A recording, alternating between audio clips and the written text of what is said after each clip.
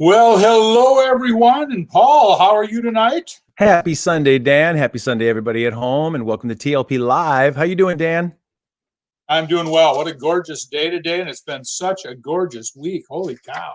Really, those Midwestern Indian summers have really shown off, and I am loving it. It is just Yeah. wonderful. And we had a great sunset tonight. Absolutely beautiful. It really did make my heart feel a little bit better since the Bears lost again. Oh, yeah, did they? Yeah, Oh. I didn't watch much. I didn't watch much football today. Of course, we saw the Packer game on Thursday night, and today I was actually watching Despicable Me 3 and The Minions and kid shows. We had some of the grandkids over today, I was so going to say, sounds like you yeah, had the grandkids over. yeah. It was in between movies and doing art projects, so we had Nice. quite a day. Well, we are in full swing right now, Dan, as we are crawling up on the holiday season. We are now gearing up for our TLP Christmas special, which we're going to talk a little bit about later in the show. But with all of that said, I really feel it's kind of really a moment for us because this is going to be the last TLP Live for a little while we break for the holidays and get geared up for the show and the event. And I'm really excited about it, and I'm really excited to really kind of dive into the Christmas show and the holiday spirit and all that. Yeah, absolutely. Yeah, the virtual platform is difficult, and we are working out all of the kinks and trying to get the show up and running for everyone. So we're still working on all the kinks, but I think we've got most everything worked out, don't we? A lot of our colleagues have been sharing, we've been really fortunate to during this time to be able to really bond with a lot of our colleagues around the country. And yes, one of the things that we've been talking about is this streaming space. Obviously, TLP Live was created to stay connected to our audiences during this time when we can't gather. And the virtual shows are the same. How can theaters stay connected with their audiences? And a lot of our colleagues have been saying that these virtual spaces, they are tricky. They're not the easiest thing. Again, we're all learning a new skill set, and friends over at Goodspeed and Paper Mill have been really successful. We were very successful with our virtual gala, and I think that we are going to be able to take it the next step up because we're learning about the space, and we've got a great producer in Bernie Showerpan, who's going to be our producer for our Christmas gala. And I think the best thing about this one is that it's going to be holiday music by TLP alum, our Broadway friends, and our TLP team on the main stage, all virtually socially distant and making sure that we're responsible there, but nonetheless holiday music by some of TLP's favorite performers, and that really excites me. Do we want to go ahead and talk a little more about that? Do you want to announce who we have? Yeah, let's go ahead and do it. I'm very excited. I have my list right here. I'm very excited to perform, to announce that we will have performers by TLP alumni and Broadway Tony nominee Kate Baldwin. We will also have TLP alumni Samantha Barboza, Logan Dolans, Erica Steffen, William Michaels, who was our Man of La Mancha last year, Anna Catherine Smith, Cody Jolly, Felicia Finley, and Sawyer Smith. And that is just a fantastic list of people. Oh, and also we're going to also have Judine Somerville as well from Broadway's The Life and Smokey Joe's Cafe. So we are really packed with some fantastic talent. And of course, none other than the wonderful Michael McBride is going to be our music director. So we're very excited to have him back, as well as the band that performed from our gala, our bass player, Rafe, and our drummer, Lore. So it's going to be a lot of fun, Dan. And I know you love Christmas. I know you love the holidays. Give me a favorite song that what really comes to mind when you think Christmas music? Well, I like a lot of things. Last year we did a lot of big band music, big band arrangements of like "Let It Snow," and that's one of my favorites. And of course, last couple of years we've done that Frosty the Blues Man. Yes. It's a little take on Frosty, Yes. but I think my all-time favorite is "O Holy Night." It's one of my That's a good one. favorite Christmas That's a songs. pretty How about one. you? What's your favorite? You know, for me, I've always been I don't even, I think it's just hear those sleigh bells ringing, jing jing jingling too. I don't Yeah, even know the name of the song, but that's one of my favorite ones. And then of course I like Sleigh Ride. Sleigh Ride. Thank you. And I Yeah. love A Christmas Song. I love Mhm. Holy Night, Silver Bells. Like the classics Yeah. always come to Yeah. mind for me, you know. And I know that a lot of when the holidays come upon us, they just, it seems like it's a big rush, you know. It's Mhm. from Thanksgiving to New Year's. It seems like everybody's just full speed ahead. And I know that for us, we are basically full speed ahead too, because those are the performers that we have confirmed. There might be some more performers as we go along, as we put it together, but I definitely think that it's safe to say that it's going to be filled with love. It's going to be filled with wonderful holiday music. And, you know, Dan, even though we can't gather, it really is about celebrating our community, celebrating the TLP community. And if we have to do that virtually, then so be it, because we will celebrate with our community. Yeah, absolutely. You know, we are looking at some of the top favorite classic and traditional Christmas songs and other holiday music. So it's something you're not going to want to miss. We'll have more information out this week. Things kind of change almost daily in this COVID time.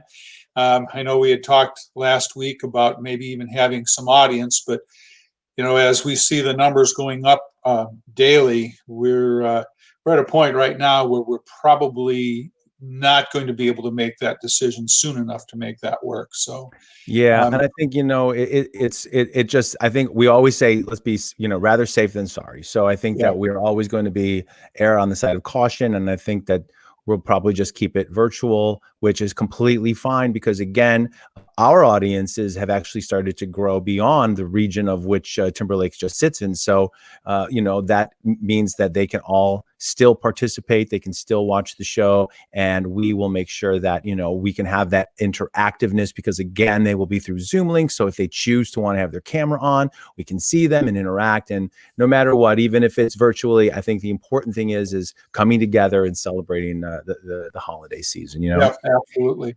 And, you know, and tonight we actually we wrap up featuring the last of our 2021 main stage shows with one of your favorite musicals, Annie. And you know, tonight we're going to be talking to Andrea McArdle, who was the original Annie on Broadway, nominated for a Tony Award at 14 years old. And there she is right there. And this is a picture of Andrea at Goodspeed Opera House. Now, this is where the show went to be developed before it went to Broadway. And so there's a picture of Annie right there with the Daddy Warbucks. And I'm really looking forward to hearing from Andrea, because, you know, we had her at TLP in 18. She came out to do her concert there, and she is just a phenomenal talent, a phenomenal person. And she's going to talk with us tonight about well, hopefully talk with us. I did hear she's having some technical issues trying to sign on. Again, another thing about the virtual space is that it is not a secure thing. Well, I know that's why I drive down to the office every TLP Live, because when I first was doing TLP Live and I did it from my house, I just didn't have a robust enough internet. So the first couple of TLP Lives were kind of rough, and once we decided that I'd come down here, we have a lot better internet now here at the theater. Yeah. So. Well, I know that right now Andrea is actually on the phone with Felicia. I'm gonna say a timeout here and see what's going on. Hi, Felicia. I think she's gonna have to FaceTime. FaceTime? Yeah. Great. Can you FaceTime with her, and then we'll bring her on here? Perfect. You're the best. In the meantime, Dan, why don't we go ahead and show the video of from our gala, Miss Nisi Shalom. This is Nisi Shalom, a TLP alum from 2018 and 2017, singing Tomorrow from one of our musicals, the fifth musical of the 2021 season. No, the fourth musical, excuse me, the fourth musical of the 21-21 season, Annie.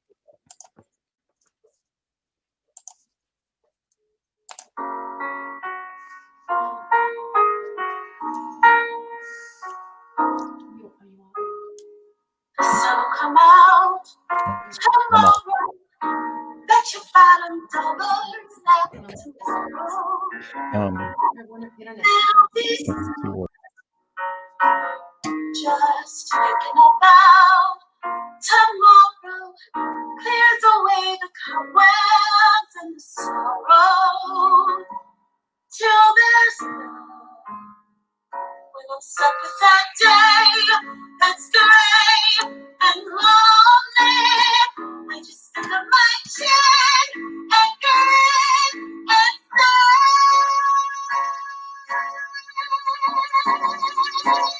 Oh, the sun come out tomorrow, so you gotta hang on till tomorrow. Come with me.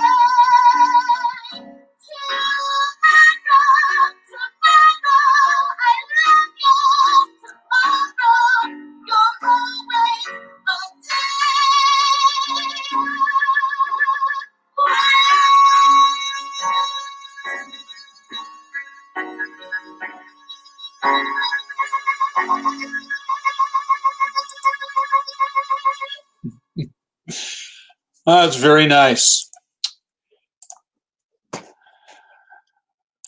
There we go.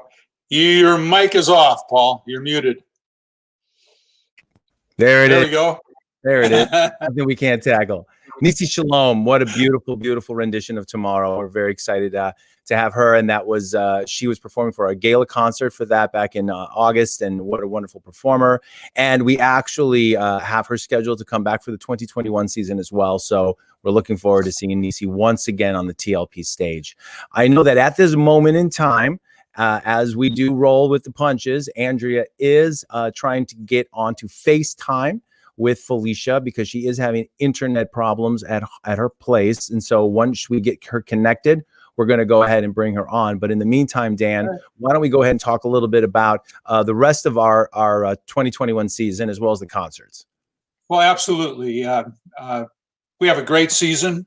In fact, the best way to take a look at the season is right.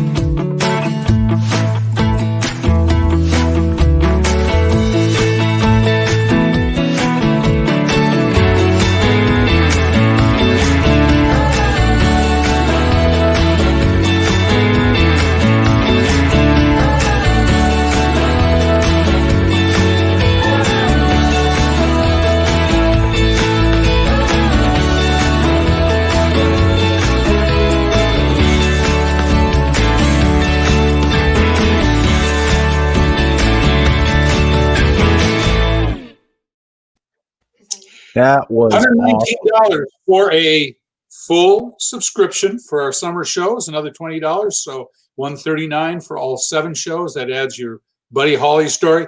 It's a great season. I mean, really starting off with Jesus Christ Superstar last week when we looked at the sets and we looked at that animation. Oh my God, I was getting so jacked to see that show again. And then, I know. We've got some talent. You know, and even when we had Ben and we had Josh on for What a Wonderful World, and they showed us the set for What a Wonderful World. I mean, it's powerful. Yeah. So I think it's great. Yeah, unbelievable. Okay, she's right. You know what? Guess what, everybody? We have the amazing Andrea McArdle right here. All right. Hi, Andrea. Oh, it's great. No problem. Thank you so much for joining us. Can you see us? We can see her. Cool kind of ceiling and some kind of halo light, but oh well, then now I see you. Hi, how are you? I'm gonna turn you now, and I'm gonna face the computer camera so our audiences can see you. And then make sure your speaker's close to your microphone, Paul. And make sure that, like this. He will do it like this. Okay. Let's do this. Hold on one second. How's that? All right. Can you hear it, Dan? Can you hear Andrea? I'm hearing everything. Hi, Dan. Hi. How are you tonight? I'm actually really good. Good. So where are you? Where are we talking to you from? I'm in Philadelphia, Pennsylvania. Well, I'm actually like in the suburbs. Beautiful Souderton, PA, right now at my dad's Very- house. Very Excellent. good. Very good. Well, you know what, Andrea, no matter what, we are making this work because that's what we do as TLP. So why don't you tell us a little bit about yourself as far as tell our audiences where you're from and how you got into performing? Well, I was this highly energetic, had to be doing 10 things at one time and going all day and all night, even as a little kid. And I got into gymnastics and dance. My dance lessons were 50 cents a week at a local recreation center. So they weren't very high end, but I, simply said, I totally got the bug and, wanted to get into a contest. My mom said, what are you going to do? I said, I don't know. I'll sing. She's like, you don't know how to do anything. Like, you have no other skills. So I said, I'll sing a song. And I started doing it. And I really believe it was the healthy competition and the social, just awesomeness of being in with like a whole bunch of kids and, somebody else is really terrific. And so you strive. It's like playing tennis with a McEnroe. And I just like ate all of it up. I loved it. I didn't care if I won or lost. I just loved, I really loved the process of doing it. And, 45 years into a career, I still feel the same way. I love the process. Very good. So you made your mark on Broadway very early in your career. Tell us about how all that came out and kind of your journey with that role of Annie. Well, actually, before Annie, to be handed a role before you've ever even done anything except, Paul, you muted yourself. Did by happenstance get a contract role on CBS's Search for Tomorrow. And so I was on there for like 2.5 years. And, just learning scenes like that, you go in at 7, my mom would drive me up and I would change out of my pajamas in the Lincoln Tunnel and I would do the show. And in those days, this was like 73, 4. And, they were a half an hour and they were live. Like, that's it. So the whole live thing excited me. I had no idea that theater was actually like, Nirvana. But I had 2.5 years on there and I got so quick at learning things, learning scenes and learning the whole show for the day that I truly don't think I could have handled, being thrown the role of Annie in 3 days, because I was a member of the company when I started in Annie, and they only looked at redheads, and I was not a redhead. And ironically, almost every girl who's ever played the role on Broadway in particular, none of us were redheads. But they were, they wanted to hire redheaded children because they literally didn't have the budget. And so I was the toughest orphan. We didn't even have names at that point. It was like, the Seven Dwarfs, grumpy. I was the toughest. There was the sweetest. There was the littlest. There was, the biggest. And I was the toughest. And they were like, she really has the kind of guts that you need for this role. And it was Mike Nichols, who was coming from his country house with in Connecticut with Diane Sawyer. And they wanted to eat at the Gelston House, which is a beautiful historic restaurant right on the East Haddam River at Goodspeed. And he said, let's go see the show. She said, no, not on your life. And he begged her to go. They came, and literally it changed my life. Within 3 days, Mike Nichols wanted to get involved with the show. He said the show is like horrible at the moment. He's like, but it's got like major potential. So on a Sunday night, I was told, what if we give you the role of Annie? And all I did was negotiate for my best friend, Janine Ruane, who was in the company. And all she wanted to be was the toughest orphan because, we're like, scrappy Philly girls. And I just love the fact that I negotiated for her before I even considered. I was like, can I do this? At that age, you have no fear. And I'm glad it was then and not when I was 21, because I probably would have had a nervous breakdown, Literally. Well, I feel like this is kind of like a funny rendition of what's that old ventriloquist act. Yeah, Charlie McCarthy. Yes, exactly, Charlie McCarthy. Andrea, I would love to talk to you a little bit about your Starlight Express. Now, that was another role that you played, the role of Ashley. And talk to us a little bit about how that role came about. I mean, that's the roller skating show and all of that glitz and glamour. What was that experience like for you, and how did you move into that show and create that role of Ashley? Well, originally I was brought in to play Pearl. And actually Greg Burge, who was a great friend of mine at the time, incredible singer dancer, Sophisticated Ladies and The Wiz. And so I actually knew him. We used to go play pinball together on the corner at 52nd Street with Stephanie Mills, and he was in The Wiz, and it was supposed to be interracial. So I was going to be the white girl. He was going to be like the black guy. And they got this girl, Reba Rice, who came in at the last minute, and like she was just this incredible whiz. And Greg Burge decided, I would like a career and like maybe not like, smash my knees and break my back doing this crazy show. It was like the Spider-Man of the 80s. And so they were like, okay, you're not going to do Pearl. We switched it. And at that time, I mean, when you start your first role you've ever been handed and you're in a dressing room alone, you're, the star of the show, you're nominated for a Tony Award, your first role out. It was, thank God I had no idea what was actually going on because it would have been like too trippy, but I totally enjoyed the whole thing. But for me, instead of going to NYU, I ended up doing Jerry's Girls with Carol Channing and Leslie Uggams. And I never really felt that I was like one of the team. I felt isolated and separate. So for me, that was Starlight Express was like, hey, I don't have a hoity-toity attitude and everything. I'm just like one of you. I'm one of the pack. And I really, when I look back in hindsight, I really needed that feeling of belonging. And I always skated, skateboarded, and skied. And I was like, this is so crazy. I mean, like, if they had any of this, like, Ninja Extreme, like, teams, all I wanted to do was get on a series just to get on Battle of the Network Stars because I just love sports competition and everything. And this was like the Olympics of Broadway. I mean, you had to do everything.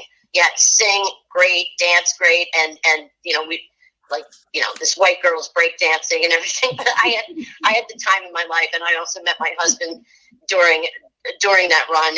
And every second, like every show after I met him, I was getting hurt because I was totally distracted. But I had a ball doing that show, and it was really cool. It was directed by Trevor Nunn, who ironically we and Starlight and Les Mis opened in the same week because Starlight was like the first hydraulic set, and there were so many complications.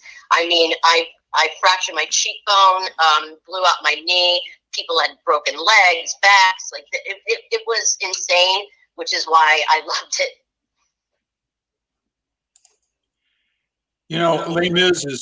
Les Mis is one of those shows that everyone knows, and you played the role of Fantine on Broadway. How was that experience compared to shows like Starlight Express and Annie? Well, if you're a girl who played, Every Girl Next Door, I mean, like Meet Me in St. Louis, and you get your, like all of these, ingenue roles. Les Miserables literally changed my life because my favorite musical as a young girl was Sweeney Todd.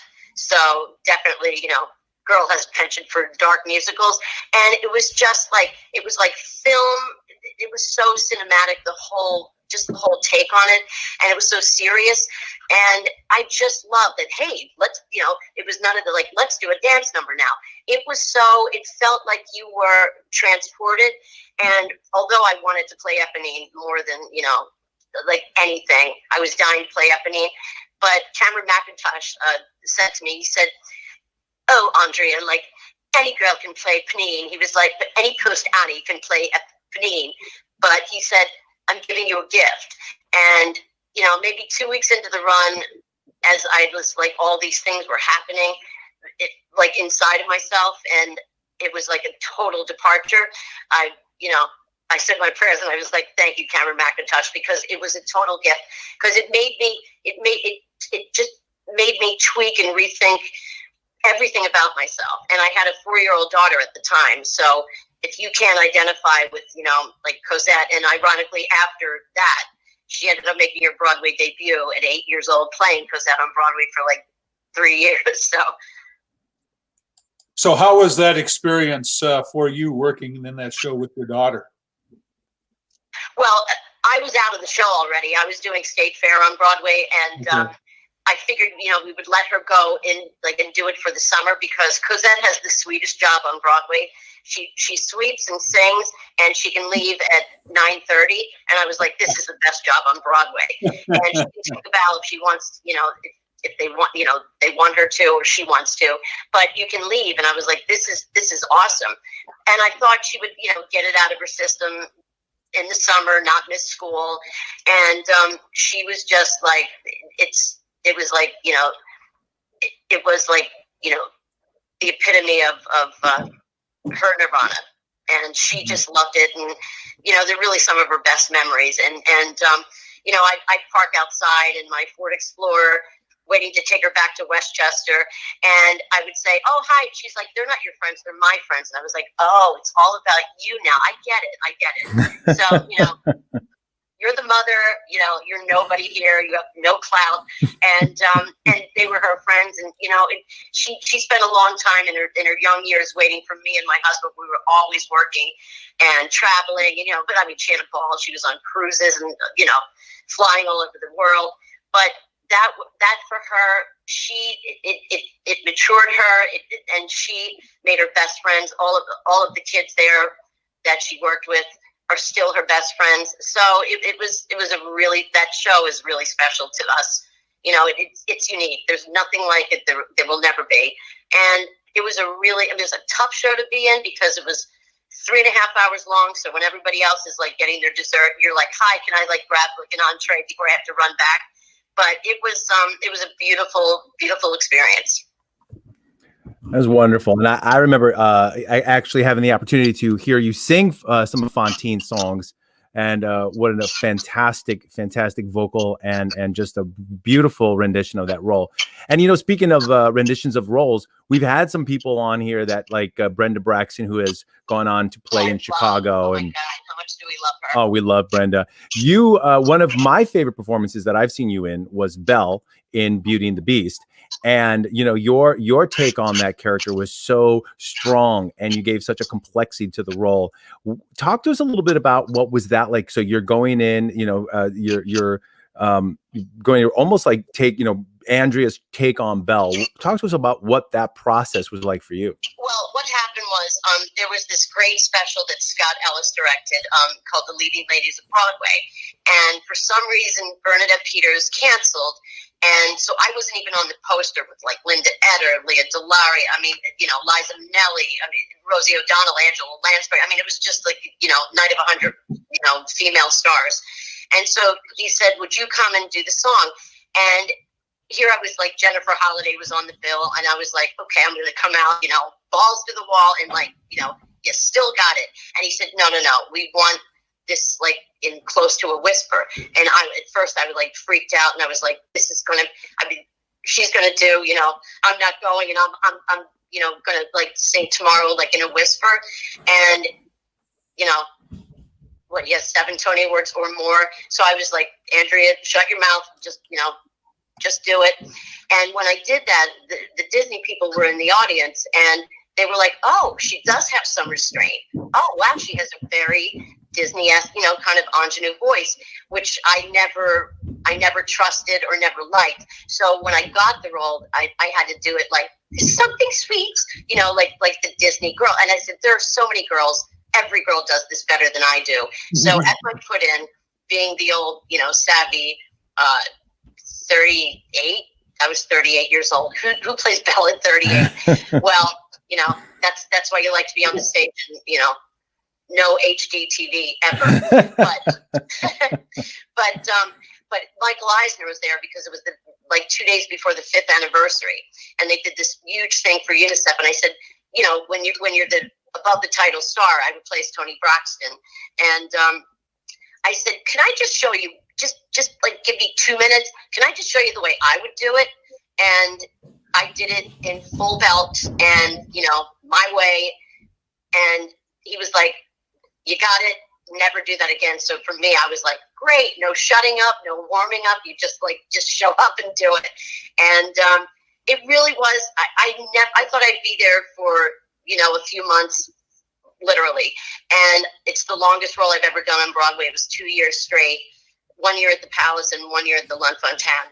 And it was like, I thought that was like the last ingenue I was going to do. And I was like, I'm happy. I was the only girl who didn't cry when she left Annie. I was like, yeah, no more Mary Janes and like ankle socks, because kids are bigger now. So I literally was a freshman in high school when I left. And I was like, no, we don't want to be doing the show anymore. I've had my fun. Here you go. Here's the baton. But Belle was, it was fantastic. And I do have to say, like, working for Disney Theatrical, which I know, you're a big Disney guy, Paul. And so is your wife, my best friend, Felicia Finley, and in Aida. It's a very special thing because they're not New York cats. Like it's a different thing. And Disney Buena Vista in LA is different, but Disney Theatrical, they're just wonderful people. And all you have to do is show up and be where your feet are, because everything is done. The production value, the people, the love and care. It was amazing. This is one for the ages. I swear. The battery's low, so now I've got to figure out how to do this. You know what? This is what's called 2020. I know. No kidding. This is 2020. Well, we'll ask questions back. One of my favorite musicals is Annie. I've had a long, long history with Annie, from one of the first non-professional productions when it first was released back in the 80s. Daddy Warbucks. Yeah, all the way through. And I had the opportunity of doing Daddy Warbucks with my 10-year-old daughter back in which is freaky and like awesome on like many different levels. But like, were you still dad, or could you cut up the parenting factor and like actually be in the moment? Was it hard? It was pretty hard, I tell you. After I worried so much about her goofing up, which you know how that is when you're not paying attention. Anyway, so we are looking so forward to having you out here next summer to play Mrs. Hannigan. Talk to us about that role. Miss Hannigan. Oh, she Miss had never Hannigan. been married. That's right, Miss Hannigan. So talk to us about that role and how someone with your relationship with the show attacks that role. Well, that's what we call novelty casting. And it's very hard, since it's like my legacy, but to work with the Dorothy Loudon, one knows, an actress, a spectator, one knows that there is never, ever going to be anybody who's ever going to touch it and work that voodoo magic and that just deliciousness and a performance that is one in a lifetime. Which she had so many frustrating shows. Like, she was fantastic in so many shows, and they closed in like a week. And I learned it's like working with Carol Burnett, which her and Carol Burnett were, girlfriends of the creator of the Carol Burnett show. And so they were always like, is it Dorothy or Carol? And Dorothy, I think in the end, she was just too full of life for the small screen, which is why she was just so phenomenal on stage. And she really didn't like kids very much, and I didn't care. I was a tough little kid, and if she gave me any crap or anything, I gave it right back. And I was like, oh, she respects me. So we had a very unique relationship, which was amazing. And to this day, I always think to myself, I was like, what would Dorothy do? She was a mentor. She was a, just, you don't really have to do much. You just have to show up when you're with somebody like that on stage. She was just literally on fire. And I saw her and Angela Lansbury 3 times in Sweetie Todd at the Uris, which is now the Gershwin. But she, to get to work with anybody like that, is you just feel, you feel lucky. You do. So anyway, in answer to your question, I veered off, but it's very hard to approach that role, and you just have to try to your instinct is to just try to recreate what she did, but nobody would ever get away with that. And so it's very hard to take it back to nothing and try to recreate. But and then when you hear the score, and I was like, I'm totally over the show. The minute I hear that, I was like, oh my God. Yeah. It was terrible. So it was very hard for me because I can never focus anyway with like severe ADD. So it was like very hard to do and fun as well. And if I get to do it with Felicia, with Paul at the helm, oh my God, is everybody ready? Well, Grace or Lily. I tell you, because she's just so fantastic. But we had when you came out to do your concert with us in 2018, so many people, Dan being one of them, was like, we have got to get her out here to do Miss Hannigan, if that's even in the wheelhouse. And so we are very, very honored to have you back and come and play this iconic role in this iconic show that you helped create to make yourself your own icon, because you are an icon, Andrea. You're an amazing performer, and we're so very blessed to I'm have old you. enough to be an icon, that I know.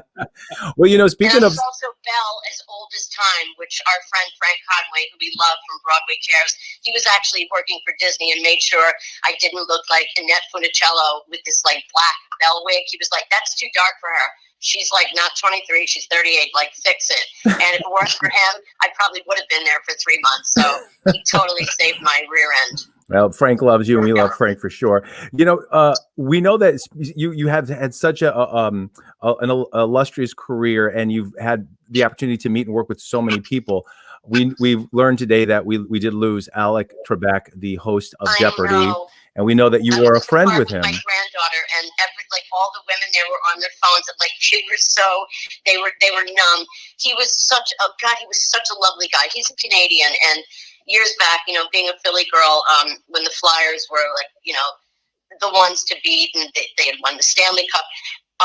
Kate Smith used to sing for them, and when Kate Smith passed away, she would sing "God Bless America." And so at one of the Philly events, they were like, this kid's like great, like let her do it. So I did that, and every game that I sang for them, they won. So they got superstitious. So when I was Belle, I had to go on Celebrity Jeopardy, which I said no, I'm not doing it. You get done at you get to bed at 2, get home at 12:30, and this was taped at 7 a.m. at Madison Square Garden, and I was like, no, I don't need to do that. But when you work for Disney, they're like, yes, you are doing that, and I was like, okay, let's go.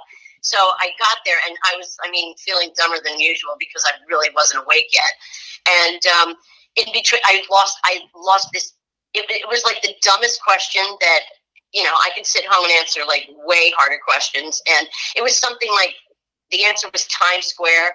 And I said something and I was mortified. And at the commercial break, he was such a great guy. He said, I have to tell you, I'm Canadian and I'm a hockey fan. And he said, you do one of the best O Canadas I've ever heard. And I was like, he was just a lovely man. He elevated game shows to it's part of American culture. What he's done with that show, whether you were humming about your house, cleaning up, or doing homework, just to hear that it's like hearing a football game on a Sunday. And I just don't know if they're ever gonna, it's never gonna be the same. But he worked up to the very end. He had to be so incredibly sick. And, you never saw it, you never knew it, you never lamented. And what a great loss. Yes, absolutely. Well, thank you for sharing that story with us, Andrea. Appreciate you. Andrea, one of the things that we always like to ask is, especially since we have young actresses watching the show tonight, and actually let me put up this comment. This is from Avery. I'm beyond excited to hear that you'll be at TLP as Mrs. She even put Mrs. Hannigan. Look at that, as Miss Hannigan. So I know now, as we start to let people know that you're going to be out here, that's going to be the response. But what advice would you have to give to young professionals who are starting out in this business? Well, today it's so different. I work with kids, like when I'm playing Dolly Levi and Hello, Dolly, and I work with kids and they say, oh, I saw the original Hello, Dolly. And I say, no, you didn't. And they're like, they see things on YouTube. And the whole reason of doing live theater is, hello, you have to be there. And to see things, on a small screen, I don't have that kind of brain. I'm totally old school. But to me, just my opinion, it really doesn't matter how humble the beginnings are. It's getting in there and doing it. And, I think what's most important is when you're on the low end, just starting out community theater, whatever it is, you learn what not to do. If you have a head sense and a reason to really plant your feet there and have, can grow and make a career out of this, or just even if you desire to and you're passionate, it doesn't matter where you do it. I mean, I had $6 a week singing lessons for 5 years and 50 cents a week dance lessons. It doesn't matter. If you're gonna make it there, if you're meant to be there, hopefully that happens. And opportunity and luck is a factor. I shared this story. Paul's wife, Felicia Finley, the great Felicia Finley, got hired out of Louisiana to be the toughest orphan who was named Pepper. And they did all this spread in the newspapers. And then as they were her and her mom, Brenda, were getting ready to go to New York, they posted the closing notice of the show. So she got beat up probably as much as I did just for being Annie, because that was totally not cool. But but it doesn't matter. I had very low end, experience. And, if you just have that it factor for the role, if there's a connection or a spark, it doesn't matter. And I think you learn what not to do when you work with people. I think that's probably as important as learning what to do. Instinctively what works for you and your own process. But you also learn, what not to do. And that's, most of it is work ethic, behavior, and above all, attitude. And, check your attitude at the door.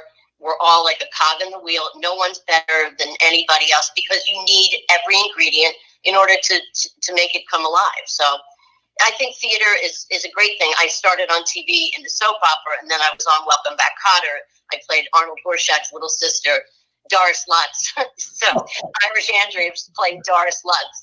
But so I had no theater experience, and they used to keep saying, Mike Nichols and Martin Charnin, our great lyricist and director, would say, hello, down here, camera 3, because I was upstaging myself constantly. So they had to coach me as I went, because it's to be in a monster hit like that, I thank God that I really didn't know what the stakes were, because we enjoyed all of it. And he used to make Dorothy Loudon so frustrated, because she was like, don't tell us. And we would say, Barbra Streisand's here, Paul McCartney's here, Alice Cooper's here, all these huge stars, Henry Winkler, who was the Fonz. And so I talked the kids into, instead of doing their smile choreography, I made them do the thumbs up. And of course, my stack of papers, when I got written up to equity, it's a big stack, because I was like Ashton Kutcher, pranking, just pranking all the time. That's funny. That's fantastic. Well, Andrea, thank you so much for being here with us tonight on TLP Live. Even though it's a little Timberlake, I can't wait to see everybody back and hope I'm in the mix. You will be. You always are. And thank you for making even if it's technology, just like with live theater, even in the space of streaming, anything's possible. Right. Get her done, as your wife says. Get her done. Get her done. Got her done. Andrea, thank you so much. And we're really looking forward to seeing you next summer. Bye-bye. Wow. We still did it. Yeah. Well, it's just like live theater. What choice do you have? Audiences come and you have to go. And you know what? Even through the phone, she is still magnetic. She is so magnetic, and she is so full of energy and life, and she is so funny, and we are so much looking forward to having her. That is fantastic. And our very own Dan Danielowski is going to be the director of that show. We're very excited. So Dan, you're going to be able to work with Andrea. Huh? How about that? It's going to be incredible. I tell you what, though, there is, like she said, everyone has a show, that it doesn't matter when you hear the music. It's like, oh yeah, I can hardly wait to work on that one again. Even if you've done, I've probably been involved in Annie in one way or another 15 times over the life of my career. And it's like, as I'm looking at next summer show and starting to plan for that, I'm thinking, okay, when's another opportunity going to be right after that? Because it's like, it's just one of those shows. I love it. Yeah, absolutely. It's amazing. So that will wrap up all of our shows for the 2021 season. And we covered Jesus Christ Superstar. We covered Eleemosynary. We covered What a Wonderful World, Annie Tonight, Legally Blonde, Ain't Misbehaving, and Buddy. And if it's not the actors that we had, it was designers or directors. And if it's one thing that I really felt we've been getting a lot of feedback from our audiences with, Dan, is that people really enjoy hearing the different, takes and viewpoints. It's not just about acting, but if it's a director or choreographer like Tony Gonzalez or Greg Osborne, or if it's a designer like we did with Jesus Christ Superstar, there's so many amazing talents that need to come together to make a show. And it's just such a privilege to be at Timberlake Playhouse where we can bring those talents together and do our shows. Yeah, you're absolutely right.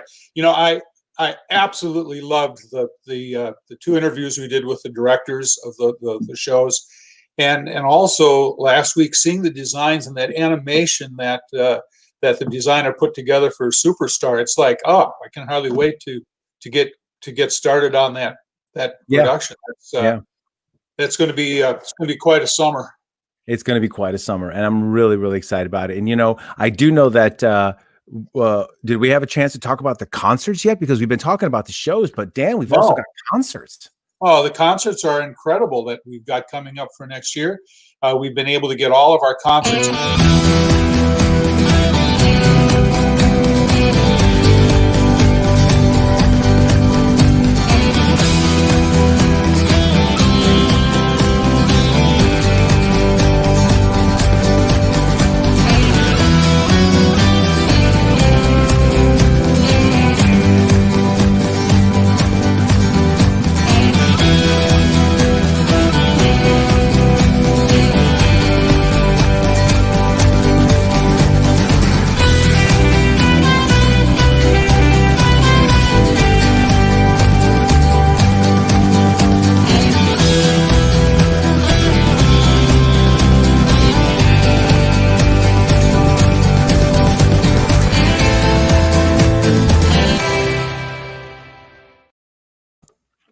Yeah, sorry, my finger clicked the video while I was in the middle of a sentence. But it's going to be an incredible year, and we've got two more concerts yet.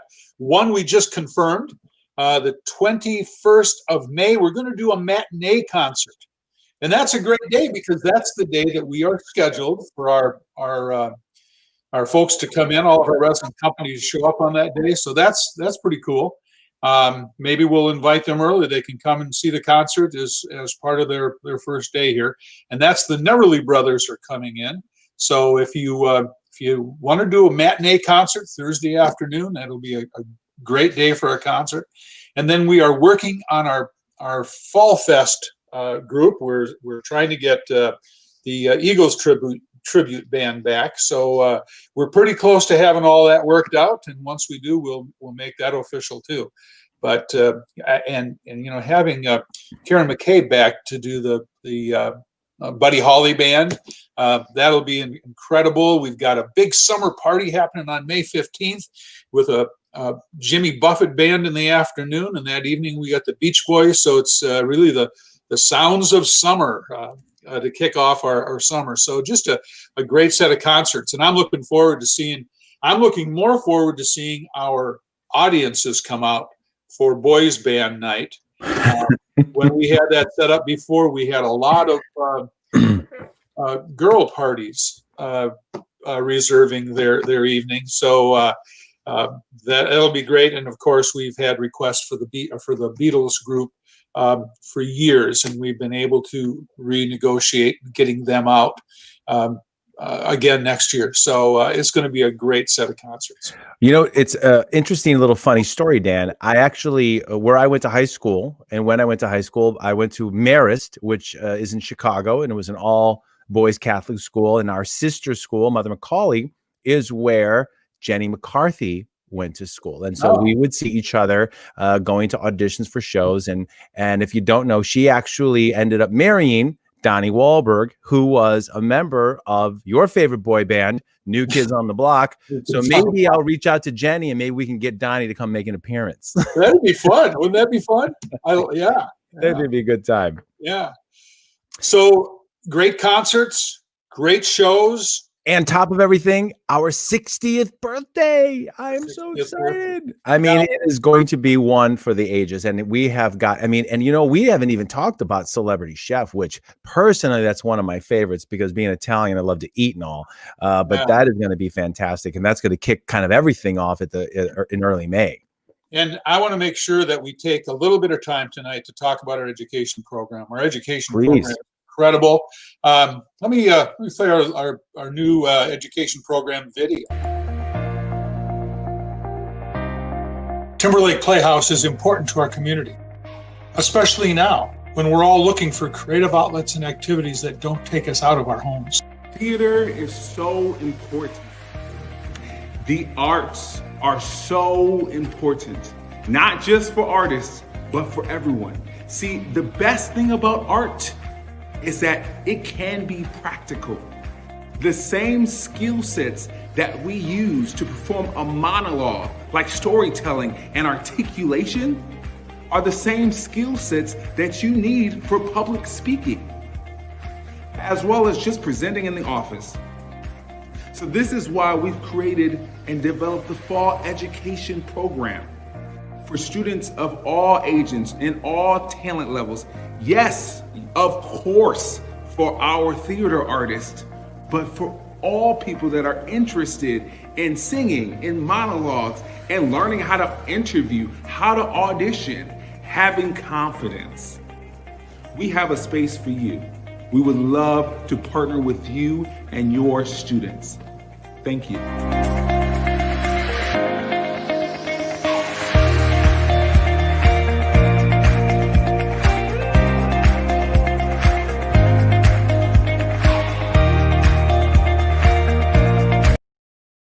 You know, right now we've got partnerships with 3 area schools where our teaching artists are going into the schools and working with classes. And it's a little more difficult now with COVID. It's hard to get into classes. So much more of that's being done virtually than before. But 2 programs that are still available for anyone out there.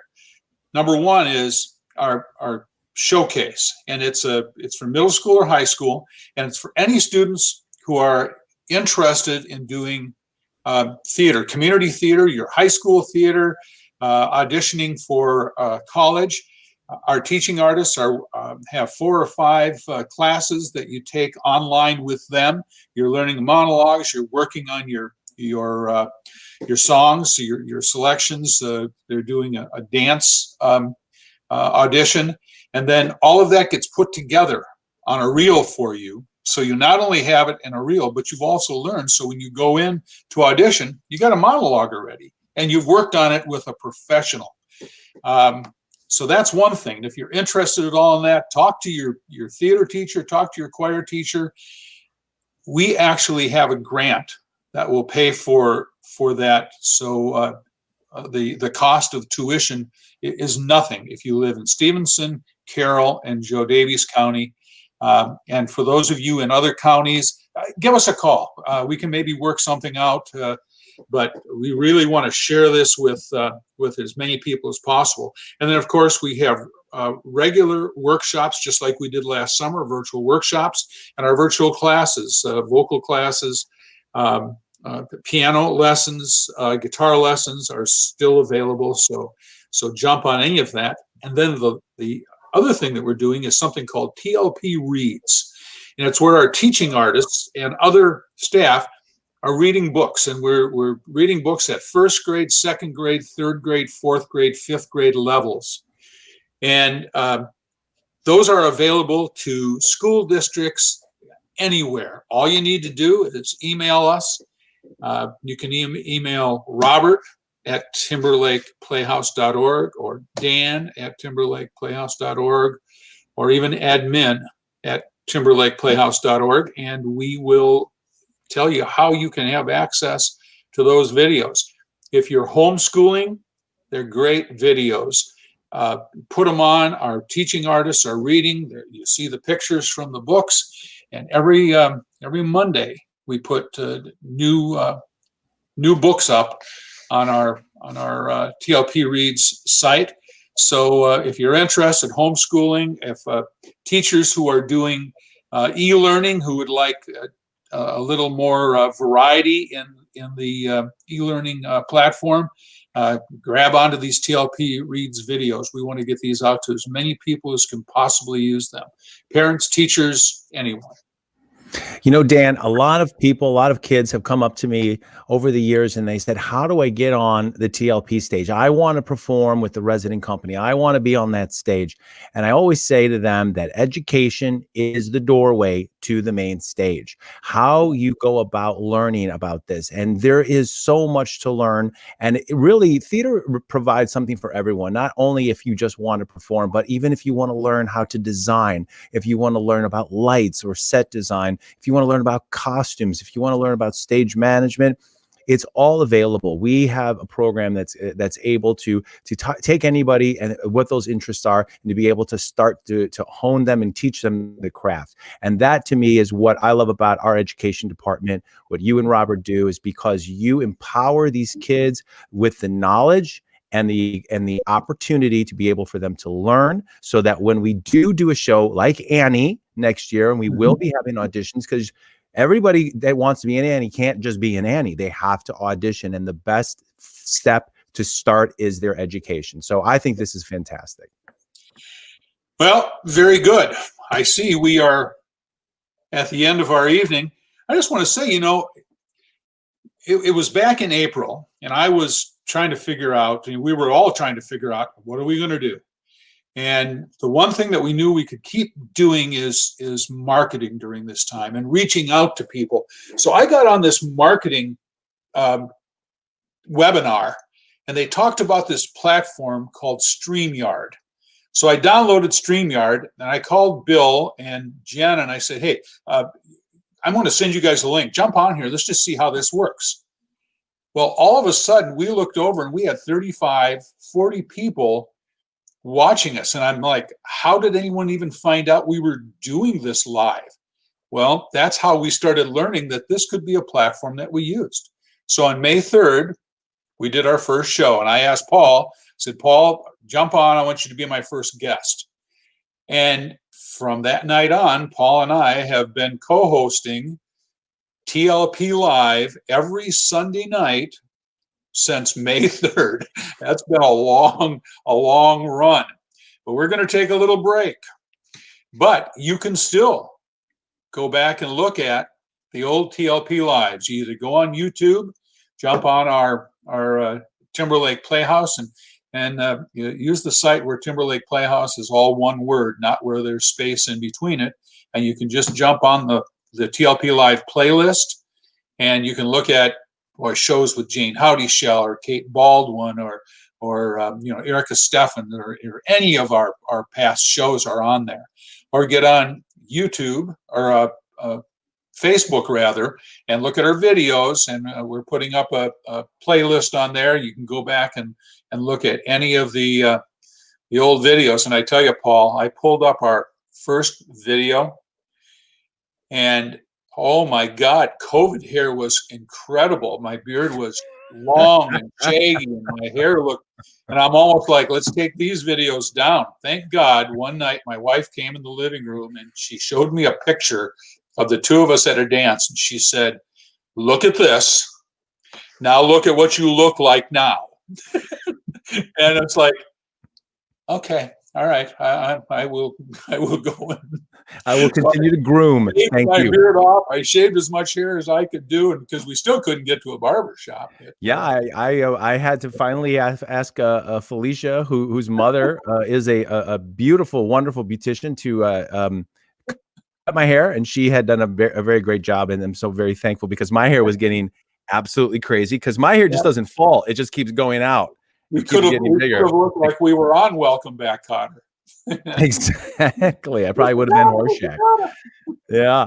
So that Well, was great.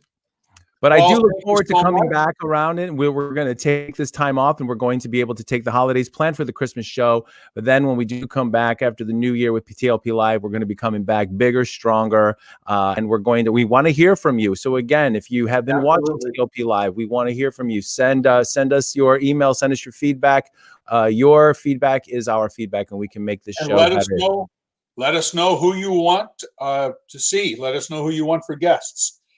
And we'll be posting all this on the website. So keep checking the website. The Christmas special will be up there. That's coming up this week. And then also when we do bring back TLP Live, that will be on. And we're going to be able to, like I said, bring it back. And whether we do it once a week or once a month, that's something we're still going to figure out. But what's really great, Dan, is that we have had tremendous feedback from our board, from our supporters, and from our alumni that this show has been an amazing opportunity for alumni to reconnect with each other and to be able to see what people are up to now. So that has been a blessing. Very good. Well, everyone, have a good week. Have a good holiday season. Thanksgiving is coming up, followed by Christmas and New Year's and the other holiday celebrations that we have. Keep your eye out for our holiday special, our Christmas show, and we'll see you all soon. See you all soon. Take care.